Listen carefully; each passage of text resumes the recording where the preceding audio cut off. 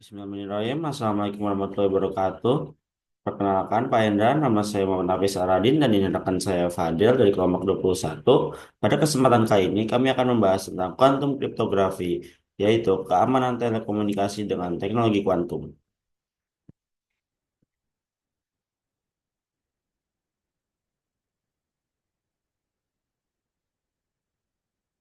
Nah, topik selanjutnya adalah latar belakang. Seperti yang kita ketahui, keamanan telekomunikasi merupakan aspek penting dalam era digital, di mana informasi sensitif seperti transaksi keuangan, data pemerintahan, dan komunikasi pribadi harus dilindungi. Selain itu, sistem enkripsi klasik seperti RSA dan ECC digunakan untuk melindungi komunikasi digital dengan memanfaatkan prinsip matematika kompleks yang sulit dipecahkan oleh komputer klasik. Nah, kita masuk ke permasalahannya. Permasalahannya sekarang ini ada dua. Yang pertama itu ancaman dari komputer kuantum itu sendiri. Nah, komputer kuantum itu punya keunggulan dalam pemrosesan data secara eksponensial dibandingkan komputer klasik.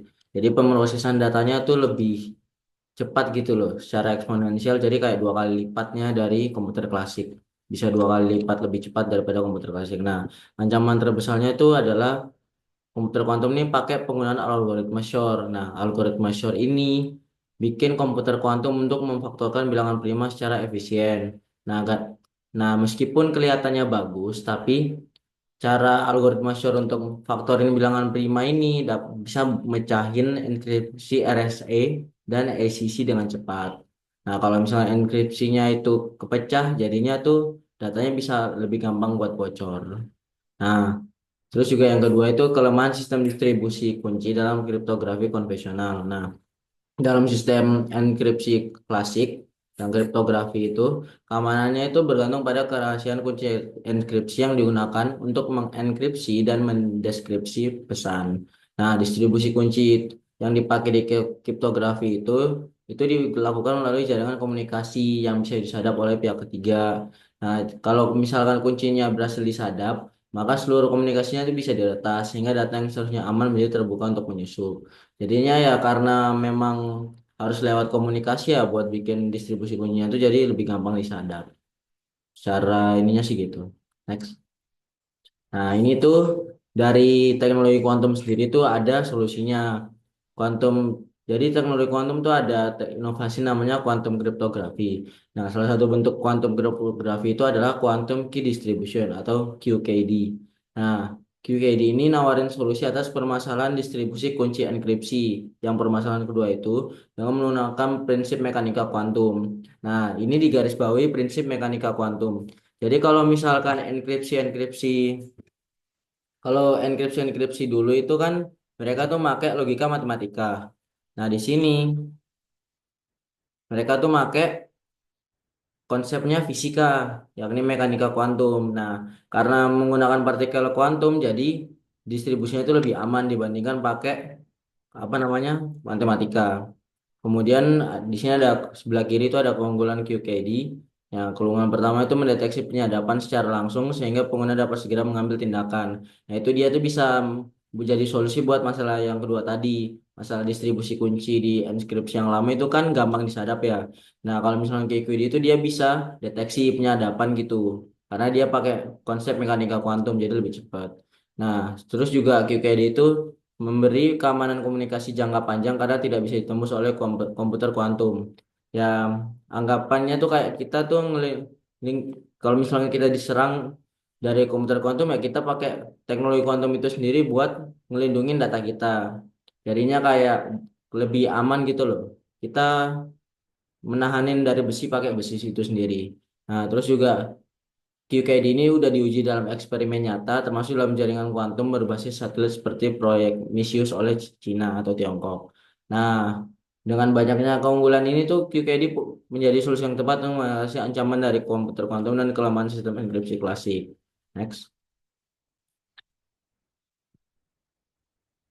Nah, itu gimana caranya QKD ngatasi permasalahannya? Untuk ini permasalahan pertama ya. Tadi kan udah jelasin secara umum nih. Nah, sekarang aku pengen jelasin secara rinci antara dua permasalahan tadi. Yang pertama mengatasi ancaman dari komputer kuantum. Nah, QKD itu kan nggak bergantung ke perhitungan matematika seperti yang disebutkan. Itu salah satu kelebihannya.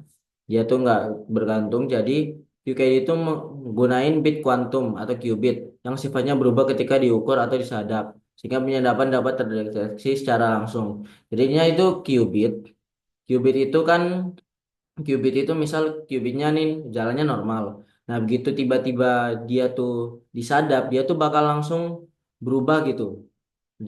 Nah, sifatnya tuh langsung berubah. Jadi bakal misalkan, jadi kita kalau misalkan pakai QKD itu kita ngeliat aja sifat qubitnya nih kayak gimana. Kalau misalkan tiba-tiba berubah gitu dari awalnya normal, tiba-tiba kayak gimana atau abnormal gitu ya udah berarti itu udah fix disadap. Jadi dengan keamanan kayak gini tuh lebih gampang buat kita tahu gitu loh kalau misalkan udah disadap sehingga buat apa namanya penjagaannya tuh bisa lebih cepat. Nah, meskipun komputer, nah dengan adanya QKD ini meskipun komputer kuantum itu udah berkembang, QKD tetap aman karena kayak pendapat pertama tadi, dia tuh bergantung pada hukum dasar fisika, bukan hukum logika matematika sama komputasi. Yang kedua ya, itu mengamankan distribusi kunci. QKD itu kan memungkinkan dua pihak untuk berbagi kunci enkripsi dengan aman tanpa takut disadap. Tanpa takut disadap itu kan soalnya lewat qubit tadi ya. Nah, prinsip utama yang digunain dalam bagi berbagi kunci enkripsi itu yang pertama ya ketidakpastian Heisenberg. Nah, ketidakpastian Heisenberg ini penjelasannya, jika seseorang mencoba membaca kunci yang sedang dikirim, qubit akan mengalami gangguan yang dapat dideteksi. Nah, ini masih nyambung ya sama apa solusi yang pertama, solusi yang tadi. Masih tetap bahas qubit. Nah, yang kedua itu teorema no cloning. Nah, penjelasannya itu kunci kuantum tidak dapat disalin atau direplikasi oleh penyusup karena kan penyusupnya udah diketahui udah dideteksi dulu kan, jadi bisa dicegah lebih cepat. Nah, dengan cara ini dengan teorema no cloning sama ketidakpastian Heisenberg tadi, nah jika ada upaya penyadapan, sistem akan langsung mengetahuinya dan dapat membatalkan pertukaran kunci sebelum digunakan untuk komunikasi yang sebenarnya. Jadi ketika ada yang mau nyadap itu langsung dibatalin. Jadi dia tuh benar-benar nggak dapat apa-apa. Itu salah satu langsung auto dibatalin gitu lewat hukum dasar fisikanya, lewat mekanika kuantumnya. Next. Nah, kita Nah, masuk ke kesimpulan yang bakal dijelasin sama teman saya. Nah, lanjut ke topik terakhir yaitu kesimpulan. Kesimpulan dari presentasi kali ini yaitu komputer kuantum sendiri dapat mengancam sistem keamanan komunikasi berbasis enkripsi klasik atau berbasis enskripsi yang menggunakan logika dasar matematika. Karena kemampuannya untuk memecahkan algoritma enkripsi saat ini. Nah, yang kedua, sistem distribusi kunci dalam kriptografi konvensional sendiri rentan terhadap penyadapan yang dapat mengkompromikan keamanan komunikasi digital. Yang ketiga, quantum key distribution atau QKD menawarkan solusi dengan keamanan yang lebih kuat karena bergantung dengan prinsip mekanika kuantum dan tidak bergantung dengan prinsip matematika yang sudah lama dan kuno. Yang prinsip mekanika kuantum sendiri tidak bisa ditembus oleh komputer kuantum atau penyadapan klasik. Yang ketiga, implementasi QKD sendiri masih menghadapi tantangan teknis seperti keterbatasan jarak, infrastruktur mahal, dan kebutuhan pengembangan lebih lanjut.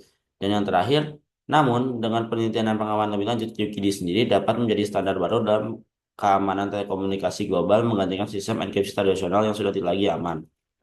Ya, sekian dari kelompok kami. Saya Muhammad Hafiz Aradin dan ini partner saya Fadel Abdul Rashid. Kami pamit undur diri. Wassalamualaikum warahmatullahi wabarakatuh.